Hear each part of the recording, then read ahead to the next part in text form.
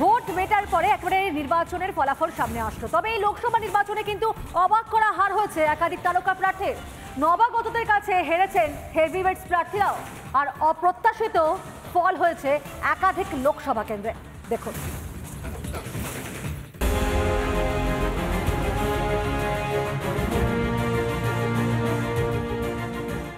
খেলা ঘুরেছে বাংলার একাধিক লোকসভা কেন্দ্রে। অপ্রত্যাশিত জয় পেয়েছেন বহু প্রার্থী, আর হেরেছেন অনেক পোড় খাওয়া রাজনীতিবিদ। 5 বছরের সাংসদ অধীর চৌধুরী হেরে যাবেন কেউ কখনো ভেবেছিল? কিন্তু 2024-এর লোকসভা ভোটে সেই দৃশ্যেরও সাক্ষী হলো বহরমপুরবাসী।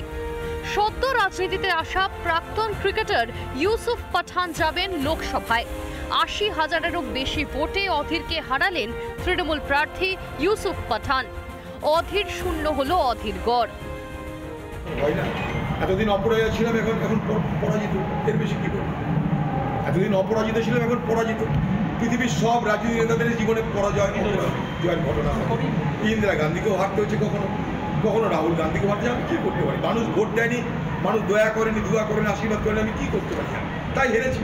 সে হারটাকে মেনে নেওয়াটা হচ্ছে রাজনীতিক ব্যক্তির একটা দায়িত্ব। আমি সেই দায়িত্ব পালন করে বলছি, মানুষ যা করেছে ঠিক করেছে, আমি হেরেছি।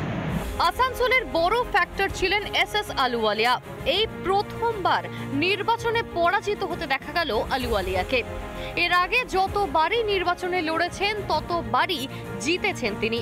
তবে এইবার তাকে জোর টক্কর দিলেন শত্রুঘ্ন সিনহা। 63,000 ভোটে আসানসোলে জয়ী হলেন তৃণমূল প্রার্থী শত্রুঘ্ন। জিততে পারলেন না কেন্দ্রীয় প্রতিমন্ত্রী সুভাষ সরকারও। 30,000-এরও বেশি ব্যবধানে জয়ী তৃণমূল প্রার্থী অরূপ চক্রবর্তী। নির্বাচনে তো জয় পরাজয় আছে, তার কারণ জনগণ বিভিন্ন সময় বিভিন্নভাবে আশীর্বাদ করেন। তো এবারের এই যে ফলাফল, এটা অনভিপ্রেত এলো। কাজে এটা আমরা চর্চা করব, এ নিয়ে পর্যালোচনা করব যে এই ফলাফলের কারণ কি। কিছু কিছু ক্ষেত্রে যে ইভিএম মেশিনে, সেখানেও কিন্তু দেখা গেছে যে ইভিএম মেশিন চেঞ্জ হয়েছে, এমন দুটো অভিযোগও করা হয়েছে। নির্বাচনের ময়দানে হেভিওয়েট প্রার্থীরা পরাজিত হলেও জোর টক্কর দিয়েছেন জয়ী প্রার্থীদের। রিপাবলিক বাংলা। হতে পারেননি জয়ী, তবে লড়াই করার মনোভাব কিন্তু ছাড়েননি। দেশের প্রতি শ্রদ্ধা রেখে মা বোনেদের মান সম্মান রক্ষা করার সিদ্ধান্ত নিয়েছেন।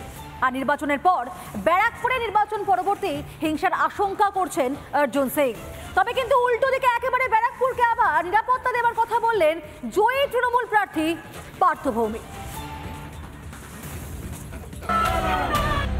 সকাল থেকে ব্যারাকপুরে উত্তেজনার পারদ ছিল চোখে পড়ার মতো। কখনো গণনা কেন্দ্রে বহিরাগতদের প্রবেশ করানোর অভিযোগ, কখনো কেন্দ্রীয় বাহিনীর সঙ্গে বচসা।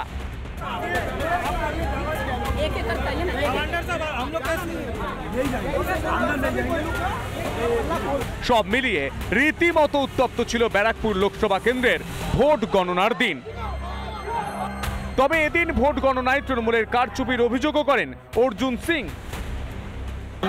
দেখা যাচ্ছে পোস্টপল ভায়োলেন্স হবে, এরা পোস্টপল ভায়োলেন্স করবে, 2021-এর মতো লুটপাট করবে। এখনই আমাদের কর্মী রবিন মালের পার্টি ঘর অফিস ভেঙে দিয়েছে, তার বাড়ি ভেঙে দিয়েছে, অনেকের বাড়ি ভাঙচুর শুরু করে দিয়েছে, এটা সব শুরু হয়ে যায়। এদিকে খুশির হাওয়া বইতে থাকে বিরোধী শিবিরে। বিপুল ভোটে জয়ী হন তৃণমূল প্রার্থী পার্থ ভৌমিক। ব্যারাকপুরের মামাটি মানুষ, এখানে যদি বিজেপির কোনো ভূমিপুত্র কিংবা ভূমিকন্যা, তারা তো লড়াইটা অনেক কঠিন। তবে গণনার শেষে ভোট পরবর্তী হিংসা আরও বাড়বে ব্যারাকপুরে, এমনই অভিযোগ বিজেপি প্রার্থী অর্জুন সিং এর। গণপ্রতিরোধের ডাক দিচ্ছেন বিজেপির কর্মীরা। তার পাশাপাশি অর্জুন সিং, যিনি ব্যারাকপুরের বিজেপি প্রার্থী ছিলেন, তিনি বলছেন প্রতিরোধ করতে হবে, রাজ্যের পুলিশ বা প্রশাসনের ওপর আস্থা নেই, সেক্ষেত্রে প্রয়োজনে নিজেদেরকেই গেরিলা ব্রিগেড তৈরি করে পাল্টা প্রতিরোধের পথে যেতে হবে। ভিডিও জার্নালিস্ট বিশ্বরূপের সঙ্গে ভাস্কর বসু, রিপাবলিক বাংলা, ব্যারাকপুর। মালদা উত্তরে হাড্ডাহাড্ডি লড়াই গতকাল দেখা গেল। তবে মানুষের রায়ে টানা দুবার জয়ী মালদা উত্তরে বিজেপি প্রার্থী খগেন মুর্মু। তৃণমূলের প্রার্থী প্রসূন বন্দ্যোপাধ্যায়কে হারিয়ে জয়ী হয়েছেন খগেন মুর্মু। আর জয়ের পর রিপাবলিক এক্সক্লুসিভ প্রতিক্রিয়া দিয়েছেন জয়ী এই বিজেপি প্রার্থী। কি বলেছেন খগেন মুর্মু শোনাবো আপনাদেরকে। উত্তর মালদা বিজেপি প্রার্থী খগেন মুর্মু তিনি এখন মালদা টাউন হল থেকে বেরাচ্ছেন এবং সরাসরি কথা বলবো। উত্তর মালদা বিজেপি প্রার্থী খগেন মুর্মু তিনি প্রায় ৭৭,০০০ ভোটে তিনি কিন্তু জয়যুক্ত করেছেন। এবারে তিনি দ্বিতীয়বার আবার উত্তর মালদা লোকসভা কেন্দ্র থেকে জয়যুক্ত করলেন। কি বলবেন? এটা হচ্ছে মালদা উত্তর লোকসভা কেন্দ্র এলাকার মানুষের জয়, আমাদের ভারতীয় জনতা পার্টির সমস্ত কার্যকর্তার জয়, আমার এখানকার এই এলাকার সমস্ত ভোটার যারা আছেন ১৮ লক্ষ ভোটার তাদের জয়, আমাদের দেশের সম্মানীয় প্রধানমন্ত্রী নরেন্দ্র মোদীজি এবং ভারতীয় জনতা পার্টির রাষ্ট্রীয় সমস্ত আমাদের কার্যকর্তা পদাধিকারী তাদের জয়, তাদের সহযোগিতা, তাদের আন্তরিকতা, সমস্ত মানুষের প্রত্যেকটা মানুষের যদি আজকে সরাসরি আমার প্রতি যে এই যে একটা ভালোবাসা যদি না হতো তাহলে এই জয়টা সম্ভব হতো না। তাই অবশ্যই মানুষের পাশে থাকব। মানুষ যেভাবে আমাকে যেভাবে আশীর্বাদ করেছেন এই আশীর্বাদের জন্য আমি তাদের কৃতজ্ঞতা জানাচ্ছি, চিরকৃতজ্ঞ থাকব যে আমার মালদার যে সমস্ত মানুষ, মালদা উত্তরের যে সমস্ত মানুষ যারা আজকে ভোট দিয়েছেন এবং যারা ভোট দেননি, আমি কাউকেও ভাগ করতে চাইছি না। কোনো ব্যক্তিকে বা কোনো ভোটারকে, কোনো সাধারণ মানুষকে আমি ভাগ করতে চাই না বা আলাদাভাবে দেখতে চাই না। প্রত্যেকটা মানুষের তাদের সমস্যা, সেই সমস্যাগুলো দূর করবার ক্ষেত্রে আমি আন্তরিকভাবে আমার যেটুকু করণীয় কাজ সেই কাজটা আমি করব।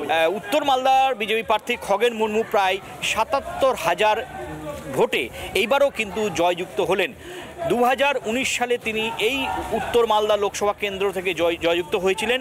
এইবারও ২০২৪ সালেও এইভাবে ২০২৪ সালের লোকসভা নির্বাচনে উত্তর মালদার মানুষ বা উত্তর মালদার ভোটাররা তাকে আবার বিজেপির প্রার্থী খগেন মুর্মুকে জয়যুক্ত করেছে। মানুষের যে দাবি এবং সমস্যা সেই বিষয়ে তিনি গুরুত্ব সহকারে বিষয়গুলি দেখবেন, তেমনটাই কিন্তু জয়ী হওয়ার পর উত্তর মালদা বিজেপি প্রার্থী খগেন মুর্মু তেমনটাই কিন্তু জানালেন। মালদা থেকে ক্যামেরায় সুশান্ত সরকারের সঙ্গে দীপঙ্কর গোস্বামী, রিপাবলিক বাংলা।